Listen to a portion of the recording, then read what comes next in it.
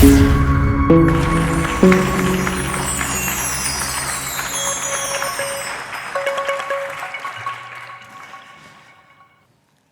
up playing football on the streets of Belfast, I believed that anything was possible.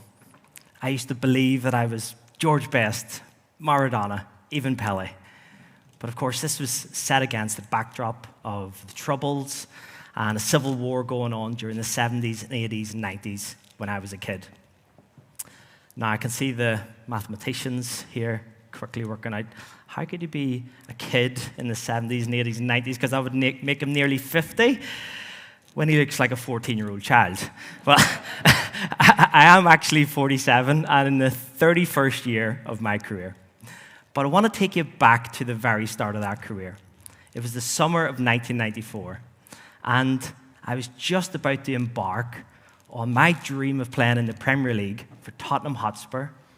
But I was sitting around the kitchen table with my dad and my Aunt Jean, who was just back from America because she'd actually emigrated in the 70s and she came back for a holiday. And as we're sitting having a cup of tea, my dad said to Jean, "Go on, Jean, tell Paul a story." And Jean was like, no. I said, "Go on, tell him the story." And I could see she was getting quite upset about this. And eventually he was quite insistent. He said, "Go on, no, tell him." She said, "Okay." So the story goes, in the 1960s, when my Aunt Jean was just 19 years old, she entered a singing competition, almost like an X Factor style or America's Got Talent competition. And the winner of this competition would get a 1-year recording contract with Decca Records. Now, any of the music aficionados in here will know that Decca Records was the biggest record company in the world at the time. It had the biggest music stars, and my Aunt Jean entered this competition as a 19-year-old young woman. And she got through the first round, got to the second round. She's doing really well, singing really well, got to the quarterfinal, got to the semi, got to the final, and she won the competition. And she turned it down. She turned down the prize of a 1-year recording contract. And as I'm sitting listening to the story, I'm looking at my Aunt Jean. I can see she's starting to get upset, and I can see the tears welling up in her eyes. And I said, "Why did you turn down the recording contract?" And she said, "Because it didn't come with a pension." And she was 19, and she was working for the civil service here. And that was the security that she would prefer rather than having the 1-year recording contract. And I remember she looked at me and she said, "Paul, you're just about to embark on your career. Don't do what I did. Don't miss out on those opportunities. Don't, have those limiting beliefs holding you back. Really go for it. Really, shoot for the stars, shoot for the moon, and that you'll never know what could happen." And interestingly, whenever I had that conversation with my Aunt Jean, this was the day before I went across to join Tottenham Hotspur. And on my first day at Tottenham Hotspur, I met this gentleman. He's called Jurgen Klinsmann. Now, anyone who knows the football, Jurgen Klinsmann was a West German World Cup winner from 1990.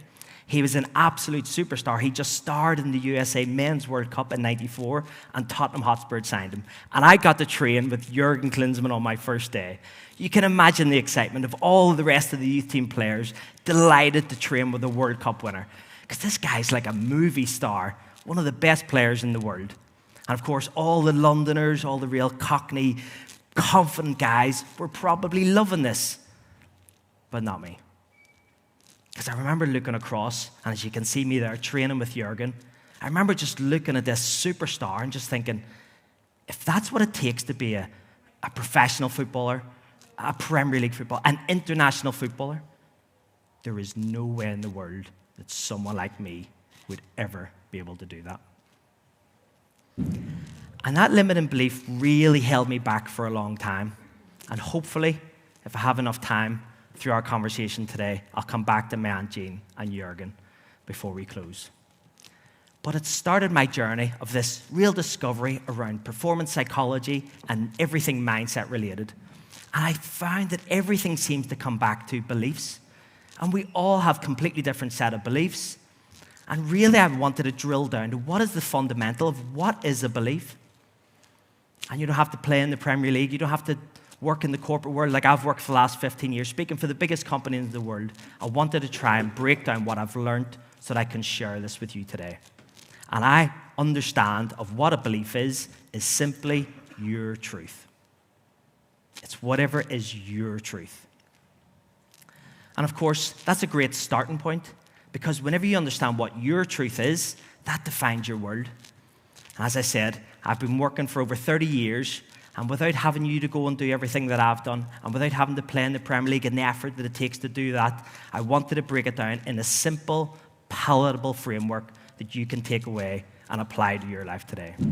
And it's, if you really want to understand what world-class leadership and performance looks like, you need to dream, you need to believe, and then you might be able to achieve whatever it is that you're working towards. And of course, once we understand what a belief is, that's a great starting point. But actually, how do we form beliefs?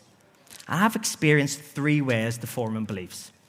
And the first way I've just shared with you, and it was about Jurgen Klinsmann. Because the way we form beliefs is just by repeatedly saying it or hearing it. And what's interesting about this is not even that someone has to say it to you to form this belief. This can be something that you're saying to yourself. And in my case, I'm just saying to myself, there's no way in the world I'm ever going to be a professional footballer, because Jurgen Klinsmann is the benchmark. This West German World Cup winner, that's the level that I have to try and attain. And there's no way in the world someone like me is ever going to get that. And you can see how this constant reinforcement was limiting my beliefs of what I wanted to achieve. But the second way that we form beliefs is actually by witnessing dramatic events. Now, you might not know my teammate here, but if there are any Spurs fans who recognize this young man, his name is Rory Allen. Now, Rory was one of my best friends in the youth team. We both joined in the summer of '94, but Rory was like the best player on our team. So he was the one that always was getting pushed ahead because he was doing so well. He was a striker, and he was always getting moved up, the first one from our team. So when we were in the youth team, he got his first person to get the professional contract, and then we all kind of just about scraped through and got our professional contracts. And then as a first-year professional, Rory made his debut for Tottenham Hotspur live on Sky Sports at White Hart Lane under the lights against Manchester United of that famed late 90s team of David Beckham and Roy Keane and Paul Scholes and Ryan Giggs and all the rest of those superstars. Now, I was witnessing my friend, my teammate, Rory, play against the best team in the country. And of course, Manchester United went 1-0 up. Ole Gunnar Solskjaer scored and put United ahead. But on the 44th minute, Spurs had a corner. And as the ball came in, it was headed down, and Rory standing on the 6-yard box, and he heads it into the top corner, past Peter Schmeichel. 35,000 fans went wild. It was amazing. My friend, Rory Allen, scoring against the best team in the country. And while everyone else was going ballistic and crazy and celebrating this goal, I had a moment of clarity. I remember looking at my mate, not Jurgen Klinsmann, and thinking, it was like a flick of a switch in my head. And I thought, wow, if he can do that, then so can I. And within 3 months, I'd made my Premier League debut. And then I scored on my home debut too. And I just don't think that would have happened if Rory hadn't done it first. And that leads me on to the third way that we form beliefs. Because by this stage, I'd had my 6 years at Spurs, and they moved me on, or technically fired me. Although I don't really know what they were expecting. I was the same height when they fired me, as then they hired me as when they fired me, and I don't really know what they were expecting, but ultimately I moved on to Norwich City. And so at Norwich City, I probably need to let you into this little secret, because I was 17 when I had a conversation with my mum. And she said, Paul, I think you should try yoga. And I thought, doesn't really appeal to me. But anyway, I went and I actually had this video tape. Do you know what a video? Anyway, don't worry. It's a bit like streaming on YouTube. But I used to watch this videotape every single day before I went into training at Spurs. Then once I got to Norwich City, and I felt more like an established player in the team. I was playing 40 games a season, scoring 10 or 15 goals. Felt like I was part of the team. So I felt brave enough to bring my yoga mat into the training ground in front of 25 of my teammates. And it was interesting, to say the least, the reaction I got. But this is what happened. I walked in, kind of sneaked in, got changed in my locker, went to the side of the physio room. Everybody by this stage, little rumors going around, someone's got a yoga mat. I'm getting to the side of the room. I laid it out, started doing my salutations to the sun. What kind of reaction do you think I got from 25 young footballers at the time? Well, interestingly, it wasn't something I was expecting. I was getting verbal abuse and actually physical abuse. They were throwing things at me like water. They were rolling up their socks, throwing things, pinging it off my head. And I'm standing there trying to do my stretches, and I'm getting all of this abuse. Now, that was the first day. Of course, I finished, went in, put my yoga mat in my locker, went out to training. I came back in. They'd cut it up into 1,000 pieces. And I'm like, but they don't realize I'm a stubborn little so-and-so, so I went and got a second yoga mat, brought it back into the training ground the next day, went in, did my same thing, did my stretches, same abuse, verbal, physical, water thrown at me. This time, thought, going to be a bit sneaky, going to hide it in the corner of the training ground, no one's going to find it. Went out training, they hid it, they found it, they got it into one of those big metal bins, they set it on fire. Like, they're never going to beat me. Got my third yoga mat, brought it in, same thing, put it to the side, stretched. This time they brought it into the car park and started driving on it, completely ruined it. Went and got my fourth yoga mat. By the fourth day, I'm doing my stretches, same thing, a little bit of abuse. I think they just got bored, to be honest. They just stopped coming in. But what was interesting was one of my teammates, right at the end, just poked his head around the corner and went, "Paul, what are you doing?" And I went, "I'm just stretching." He said, "But why?" And I said, "Well, I'd rather go out feeling 100%. He said, "But we're going to do the warm-up." And I said, "Yeah, but if I come out at 80% rather than 100% after I've done my yoga." What was really interesting for me was this was an understanding that there are 3 pillars to change. Because actually, when you introduce any change into any environment, there is normally some sort of opposition. And I got it through verbal and physical abuse. But just by my teammate poking his head around the corner, I knew we'd already moved on to the second pillar of change. And that was curiosity, or questioning. Why should we change? What's the benefit of changing? Why don't we stay the way we are? What are we going to do differently? What will happen if we do it a different way? Now, you can see the little smug look on my face, because what do you think happened after about 3 or 4 months of doing this? Me repeatedly coming in every single day. After a few months of doing this, 4 or 5 of my teammates came and joined me every single day and did yoga. And that was when I knew I'd got to the third pillar of change, and that's just acceptance. Of course you should do this. Why don't you do this? Interestingly, back in the late 90s, early 2000s, there were no yoga teachers in the Premier League. How many clubs in the Premier League now do you think have a yoga teacher? Every single one of them. But that was, for me, was fascinating, because it wasn't about what I was doing. It was that someone else was taking my view and opinion and making it their belief that it's something that they should do. So if I go back to those 3 steps, I wonder if you can remember what the 3 steps for world-class leadership are. To dream, to believe, and to achieve. And maybe you might just realize why I keep repeating this over and over again, because maybe you might form this belief for you too. And as I say when I'm doing my speeches for companies around the world, what can you achieve if you dream so big and really, really believe in yourself? You know, I feel so blessed. Honestly feel like the luckiest guy in the world.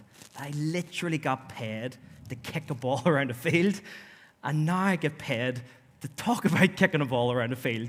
And I've been doing it for 30 years. Like my mum says, when are you going to get a real job? But actually, this is the best job in the world. Because this isn't about me. This is about you. What do you want? What do you believe you're worth? Because it is such a long journey for me to take you from that afternoon sitting with my Aunt Jean and my dad in 1994 all the way through to today, and over 30 years. But I said if I had some time, I'd come back to that story about Jurgen. And what was interesting, a few years ago, nearly 25 years after I first met him, I was asked to play in a charity game for Norwich City against Inter Milan. And I was playing in the Norwich City team, and who was playing in the Inter Milan team in front of 25,000 people at Carrow Road? Jurgen Klinsmann. Now, Inter Milan did win 2-1 on that day, but I did score, and Jurgen didn't, so I kind of feel like I got one up on him, although I'd still rather have his career and World Cup medal. But interestingly, the best part of that day for me was meeting him and talking to him after. because I stood next to him, peer to peer, man to man, and it was like the proudest moment of my life, meeting this guy who I'd had on a pedestal and suddenly felt like I was just like him. And I know I've only got a short time left, but I need to tell you about my Aunt Jean, because she had her own journey. And she actually went on to work at Harvard University for 30 years. And in her late 50s, she decided, I'm going to start a degree at Harvard. And it took her over 20 years, but aged 76 years old, my Aunt Jean McVeigh graduated from Harvard University. And if that doesn't make you believe that anything is possible, I don't know what will.